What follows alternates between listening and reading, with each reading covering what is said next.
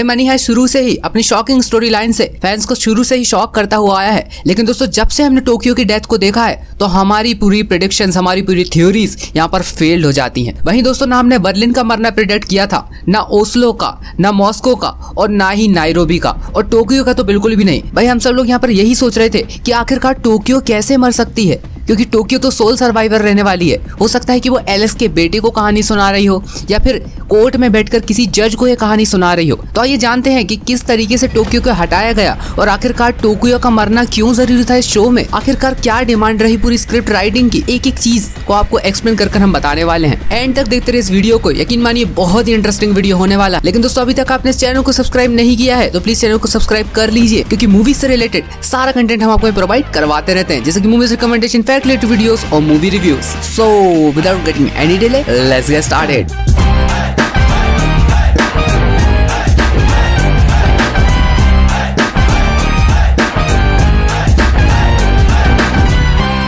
तो भाई इन सबसे रिलेटेड हमारा पहला पॉइंट ये निकल कर आता है मोर क्यूरियस। भाई जैसा कि मैंने आपको पहले भी बताया कि सारे लोग बस यही सोच रहे थे कि भाई टोक्यो सोल सर्वाइवर रहने वाली है। तो वहीं पर दोनों राइटर्स एलेक्स पीना और जावियर गोमेज सेंटाजिएंडर ने, इन दोनों राइटर्स ने दोस्तों यहाँ पर ये सोचा कि अगर हम यहाँ पर टोक्यो को ही हटा देते हैं तो यहाँ पर शो और भी ज्यादा क्यूरियस बन सकता है। साथ ही में दोस्तों ये बात जानने में लोग और भी उत्सुक हो जाएंगे कि आखिरकार आने वाले सीजन में क्या होने वाला है। और इसी से रिलेटेड हमारा दूसरा पॉइंट ये है कि यहाँ पर बहुत ज्यादा फैन थ्योरीज आ रही थी टोक्यो से रिलेटेड कि भाई टोक्यो ही सर्वाइव करने वाली है, टोक्यो ही आखिरी तक टिकने वाली है। मतलब दोस्तों यहाँ पर बड़े बड़े आर्टिकल्स इसी बात को प्रेडिक्ट कर रहे थे, टोक्यो ही आखिरी तक जिंदा बचने वाली है। भाई मैं तो बोल दूं अभी से। और भाई ये चीज पिछले 1 साल से चलती हुई आ रही थी। भाई यहाँ पर हर किसी की कॉमन लिंक यही थी कि भाई टोक्यो ही बचने वाली है। और भाई यहाँ पर सेम यही चीज को शो के क्रिएटर्स ने नोटिस किया और यहाँ पर आखिरकार उर्सुला कोरबेरो को हटा दिया गया। भाई दोस्तों यहाँ पर हमारा तीसरा पॉइंट ये निकल कर आता है, यहाँ पर राइटर्स ने ये सोच लिया कि भाई अगर हम ऐसा कर देते हैं, मतलब अगर हम टोक्यो के शो से हटा देते हैं तो यहाँ पर लोगों का एंडिंग पे और ज्यादा क्यूरियोसिटी बढ़ जाएगी। और भाई आखिरकार ऐसा हुआ भी। सभी लोग दोस्तों इसी बात को जानने के लिए उत्सुक हैं कि आखिरकार भाई ये शो कैसे एंड होने वाला है। भाई इन सबसे हमारा आखिरी पॉइंट ये निकल कर आता है एक्सपेक्टेड एंडिंग। हर व्यक्ति यहाँ पर, हर इंसान एंडिंग को एक्सपेक्ट करने लगा था कि मतलब ये तो होना ही है, यहाँ पर ये चीज तो होनी ही है। और भाई मैं आपको यहाँ पर बता दूं कि यहाँ पर कोई भी राइटर ये नहीं चाहेगा कि मेरी स्टोरी को यहाँ पर प्रेडिक्ट किया जाए। वो हर बार एक ऐसा कंटेंट बनाना चाहता है जो कि कोई भी प्रेडिक्ट ना कर पाए और सब उसको पसंद कर। भाई यहाँ पर अगर कोई व्यक्ति स्टोरी को पूरे तरीके से प्रेडिक्ट कर लेता है तो भाई यहाँ पर उसे वो चीज देखने में मजा बिल्कुल भी नहीं आने वाला। कहने का मतलब उसे तो पहले से ही पता है ना भाई, वो तो एक्सपेक्ट करके ही बैठा है कि ये चीज तो स्टोरी में होनी है।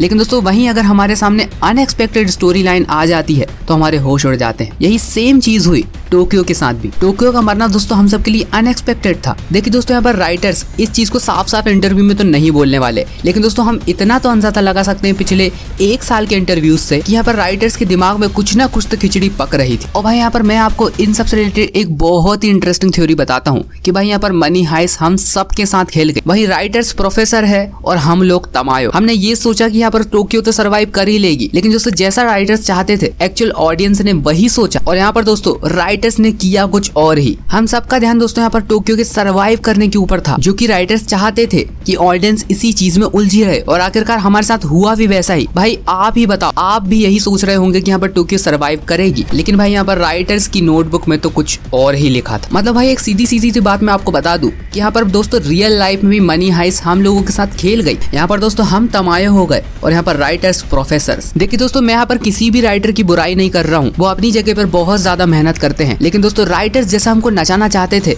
वैसी ऑडियंस नाच भी ली। भाई सुनना कोई नहीं चाहता, लेकिन दोस्तों यहाँ पर अनफॉर्चुनेटली ये सब सही है। मतलब भाई टोक्यो के जितना यहाँ पर अटेंशन मिल रहा था आर्टिकल्स के थ्रू, न्यूज के थ्रू, उतना किसी भी कैरेक्टर को नहीं मिल रहा। लेकिन भाई टोक्यो के मरने से एक बात बहुत ज्यादा सामने आई है कि यहाँ पर प्रोफेसर का गुस्सा बहुत ही ज्यादा उबाल मार रहा है। और भाई इन सब चीज के चलते हुए यहाँ पर प्रोफेसर यही चाहेंगे, यही इस चीज पर जोर करेंगे कि यहाँ पर हाइस्ट सक्सेसफुल हो जाए। जैसा कि उनकी टीजर में हम देख सकते हैं प्रोफेसर साफ साफ ये बोल रहे हैं कि अब मैं किसी को भी यहाँ पर मरने नहीं दूंगा। और भाई यहाँ पर एक थ्योरी ये भी निकल कर आती है टोक्यो बहुत ज्यादा गिल्ट में। टोक्यो के मन में उनके एक्स बॉयफ्रेंड को लेकर बहुत ज्यादा गिल्ट था कि अगर मैं वहां पर होती तो शायद मैं रिनी को बचा लेती। टोक्यो का मरना एक्चुअली उसका एक रिडेम्पशन था। टोक्यो अपने आप को बदलना चाहती थी। पूरी मनी हाइस्ट में आप उठाकर देख लिए कि टोक्यो एक बहुत ही सेल्फिश कैरेक्टर थी, टोक्यो एक अनरिलायबल कैरेक्टर थी। और यहाँ पर पूरी हाइस्ट से भाई टोक्यो बिल्कुल ही अलग चलती थी। टोक्यो को दोस्तों यहाँ पर बिल्कुल भी परवाह नहीं थी कोई मेरे बारे में क्या सोचता है, कोई मेरे बारे में क्या करेगा। बस यहाँ पर दोस्तों वो अपनी ही मर्जी चलाना चाहती थी। यहाँ पर कि दोस्तों अगर रियो को उस आइलैंड पे अकेले छोड़कर नहीं जाती